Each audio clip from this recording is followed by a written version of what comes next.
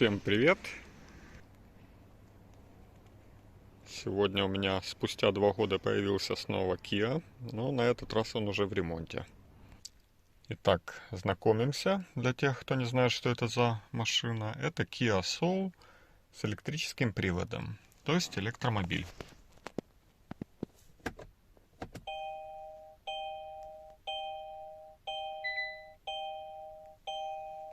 Машина из Америки, здесь все в милях.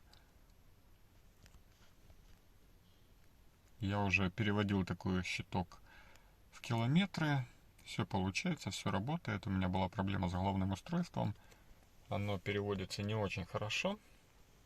Специфические кнопки, такие как U, перестают работать. Поэтому себе такое не делал. Но сегодня меня интересует немножко другое. Машина клиентская. И попала ко мне с проблемой. Давайте посмотрим, какой. Я уже подключил ScanMatic. И смотрим на внутреннее зарядное устройство. Читаем ошибки. И у нас появилась вот такая вот ошибка. P1CF5.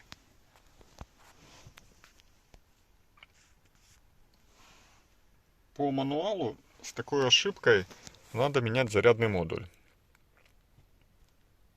Мы, естественно, менять его не будем, а займемся ремонтом. Суть проблемы в том, что машина не может заряжаться. Здесь два порта зарядки, один быстрой зарядки, один обычной зарядки. Так вот, через быструю зарядку автомобиль заряжается, а через медленную заряжаться не может.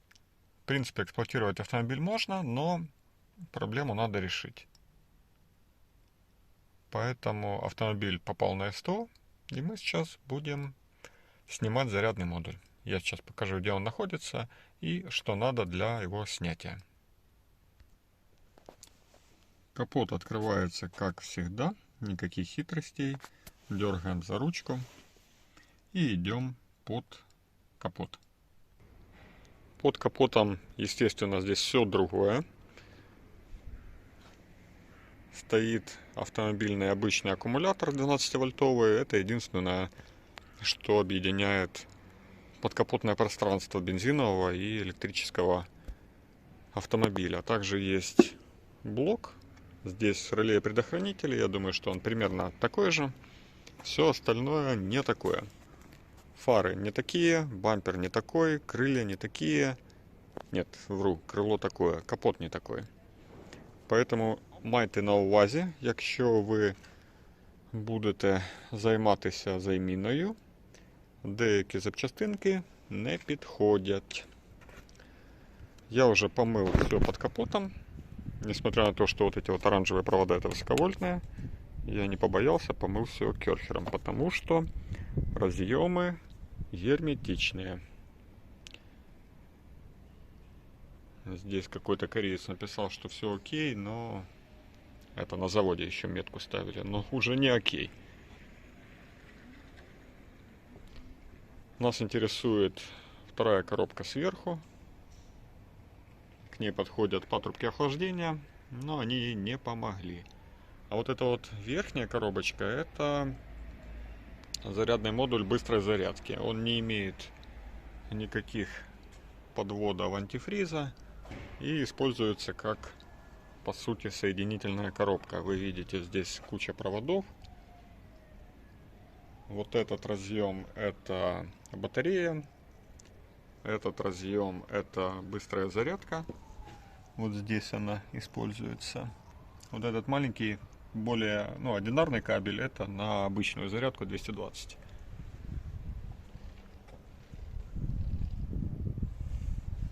Вот этот разъем, это идет подача питания на инвертор.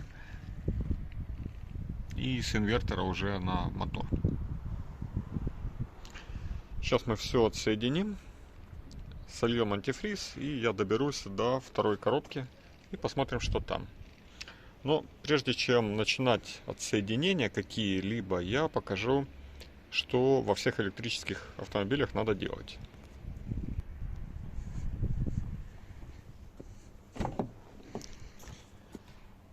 Открываем задние двери, и здесь в ногах у пассажиров есть лючок.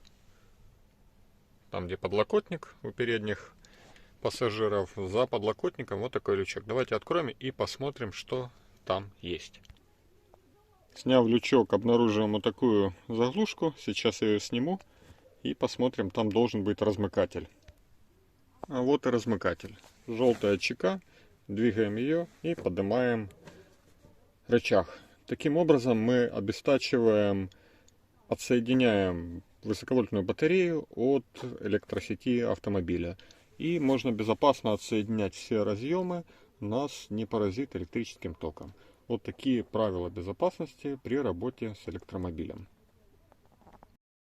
Обестачивание начинаем с отсоединения минусовой клеммы 12-вольтового аккумулятора. После этого переходим в салон и вынимаем соединитель. И вот теперь можно спокойно заниматься ремонтом, не боясь поражения электрическим током. Под капотом все отсоединил, снял. Вот так сейчас выглядит. Здесь небольшая ванночка образовалась с водой. Но ничего страшного, здесь все подсохнет. Блок снят, лежит на столе. Идемте смотреть. Блок уже лежит на столе. По периметру верхнюю крышку держат болтики. Их 19 штук, торксы под головку на 20, Т20. Откручиваем их, и дальше передняя верхняя крышка держится на герметике. Герметик такой, в принципе, она держится больше на герметике, чем на болтах. Значит, чтобы ее отодрать, вам пригодится молоток. Я использовал вот такие стаместочки. Они нужны для чистки герметика при сборке двигателя. Очень удобные. И потихонечку начинаем вот с этого места. Я начал с этого места, оно самое крепкое. Здесь ребро жесткости и снизу такое массивное крепление. И потихоньку забивал сюда вот такие инструменты. После этого стамески, и по периметру мы пошли отдирать. Значит, какой нюанс? Здесь в некоторых углах есть направляющие. Не срубите их. Раз направляющая, и вот по диагонали два направляющие. Крышку, в принципе, я отодрал. Вот так она держится. Давайте ее полностью. Запаха горелого внутри нет. Это меня, наверное, больше огорчает, чем радует. Лучше бы было горелое, сразу видно, пальцем тыканул и все. Но здесь придется поработать. Блок состоит из нескольких плат. То, что мы видим сверху, это плата контроллера. Видно большой квадратный черный процессор, у которого по периметру куча ножек. Это мозги этой коробки. В ней лежит прошивка, которая управляет всеми потрохами. Также видно два кубика белых. Это релюшки. Еще я вижу здесь вот такие вот штукенции. Это трансформаторы или дроссели. То есть, скорее всего, это трансформаторы. За счет них напряжение повышается до необходимого. Или же наоборот понижается. Что еще? Вот на этой верхней плате здесь организован блок питания. Это диодный мост и два трансформатора или дросселя. Дроссели вот эти маленькие, это конденсаторы, то есть это определенно блок питания. Вот еще один преобразователь с переменного на постоянный ток. То есть, в принципе, здесь организован блок питания мозгами. Силовой части нет, и гореть, в принципе, нечему в этом месте. Поэтому моя задача сейчас открутить болты, снять разъемы и поднять плату. Посмотрим, что снизу нее находится. Молоток сменился мультиметром. И процесс разборки идет без остановки. Плату с мозгами я снял. С обратной стороны платы ничего интересного нет.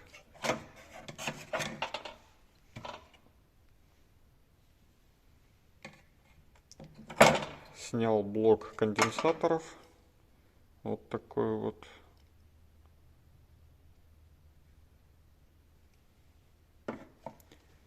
И осталось у меня две платы.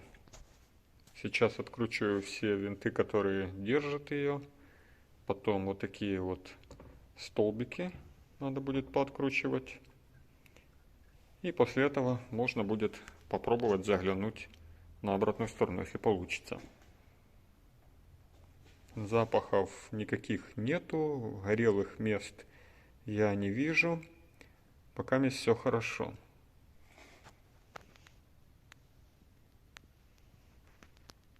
Итак, какой итог? Блок разобранный, визуально все целое. Если покопаетесь у меня на канале, увидите еще похожее видео, где я тоже разбирал такой же зарядный блок на таком же Kia Soul. И там была катастрофа, был сильно горевший дроссель, по-моему, вот этот вот. От него просто угольки остались. В этом все целое. Вони горелой электроники, как в том блоке, нет. И это меня немножко насторожило. Но все-таки блок меня обрадовал, он визуально показал свою неисправность. Сейчас и я вам покажу. Смотрим на эти два конденсатора. И я думаю, вы уже видите проблему.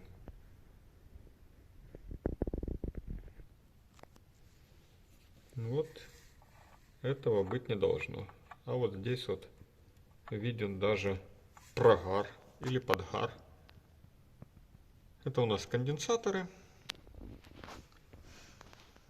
Сейчас. На 1 микрофарад 630 вольт.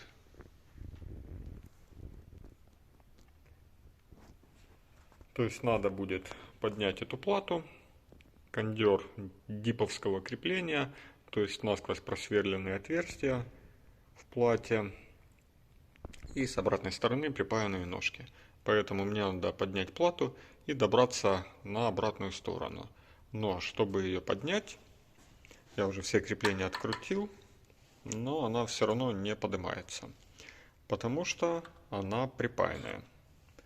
То есть вот эти вот ряды соединений мне надо будет отпаять. Этим я займусь уже в следующем видео, ну или для меня на следующий день.